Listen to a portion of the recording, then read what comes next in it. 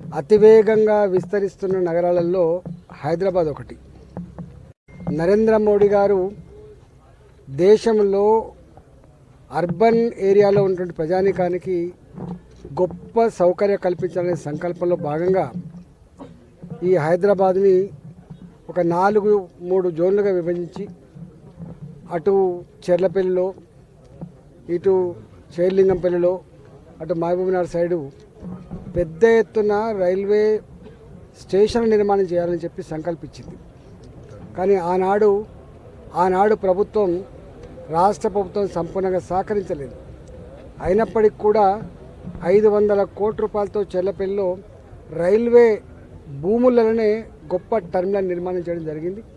దీనికి రాష్ట్ర ప్రభుత్వ పరంగా జిహెచ్ఎంసీ, అదేవిధంగా టీఎస్ఐఐసి, రెవెన్యూ డిపార్ట్మెంటు వాళ్ళతో మండే నాడు ఒక మీటింగ్ ఏర్పాటు చేసుకొని ఇక్కడ ఏమేమి చిన్న సమస్యలు అవన్నీ కూడా సార్ట్అవుట్ చేసుకొని ఈ నెల 28వ తారీఖు నాడు ఈ టర్మినల్, చెర్లపల్లి టర్మినల్ని ప్రజానీకానికి అంకితం చేసే పని మొదలు కాబోతా ఉంది.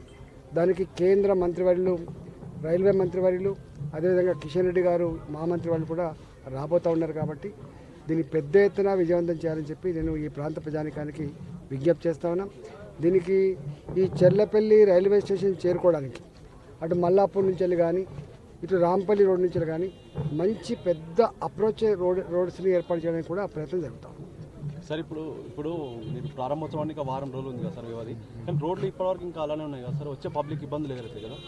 అంటే యాక్చువల్గా అటువైపు నుంచి రోడ్లను ఎక్కువ పెద్ద ఎత్తున చేసే ప్రయత్నం చేస్తున్నాయి. ఇంకా చిన్న రోడ్లు ఉన్నాయి. ఇక్కడ కూడా ఈ రోడ్ల కోసం నోటిఫికేషన్లు ఇస్తే మీరు చూసిండ్రు, మార్కింగ్ చేయగానే కోర్టుకు పోయినరు. ఇవన్నీ సార్ట్అవుట్ చేసుకుంటాం. న్యాచురల్గా మీకు తెలుసు, అంటే వాళ్ళకు సంపూర్ణమైనటువంటి కంపెన్సేషన్ వస్తేనే ఒప్పుకుంటారు వాళ్ళు.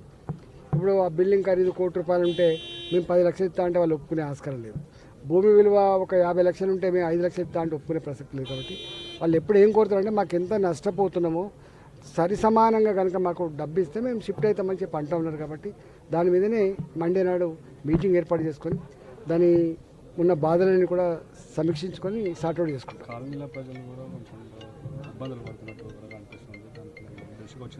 మాట్లాడుతాం, మా దగ్గరకు వచ్చింది వీళ్ళు. ఇప్పుడు ఇటువైపు అటువైపు ఇప్పుడే మా ప్రభాకర్ గారు చెప్తున్నారు, ఇక్కడ 16 స్ట్రక్చర్లు ఉన్నాయి. అంటే ఇంక్లూడింగ్ ఖాళీ జాగాలతో 16, ఎక్కువ తక్కువ లేవు. అంత కలితే 100 మీటర్లు కూడా లేదు. కాబట్టి చిన్న ఇష్యూ, వాళ్ళకి మంచి కంపెనీషన్ ఇస్తే ఆ బాధ లేదు. వాళ్ళు టీడీఆర్ ఏదో ఇస్తామని అంటే టీడీఆర్ ఒప్పుకుంటలేరు. చూస్తాం మేము. 4-5 రోడ్లు ఉన్నాయి కదా, చూసాము, పరిశీలించి తుది నిర్ణయం తీసుకుంటాం. దీనికి కాబట్టి అదేవిధంగా నార్త్ వైపు ఉంది కాబట్టి దానికి ఒక 150 ఫీట్ల వెడల్పుతోటి ఒక పెద్ద రోడ్డుని, అదేవిధంగా బస్సెస్కు కొన్ని వేలాది మంది వచ్చే ఆస్కారం ఉంటుంది కాబట్టి ఒక బస్సు టర్మినల్ని, ఆటో స్టాండ్ని, వెహికల్ స్టాండ్ని, ఇంకా గొప్పగా నిర్మాణం అవుతున్నటువంటి రైల్వే స్టేషన్ కాబట్టి పార్కింగ్ స్థలాలను కూడా పరిశీలించడం జరిగింది. అవన్నీ త్వరలోనే సార్ట్అవుట్ అయిపోయి ఒక గొప్ప అందమైనటువంటి, అంటే ఈవెన్ శంషాబాద్ ఎయిర్పోర్ట్ ఎట్లా ఉందో ఎయిర్పోర్ట్ని తలపించే పద్ధతిలో ఇది ఉండబోతా ఉంది. రెగ్యులర్గా వచ్చే వాళ్ళు ఉన్నారు కదా, వాళ్ళకి చెప్పండి.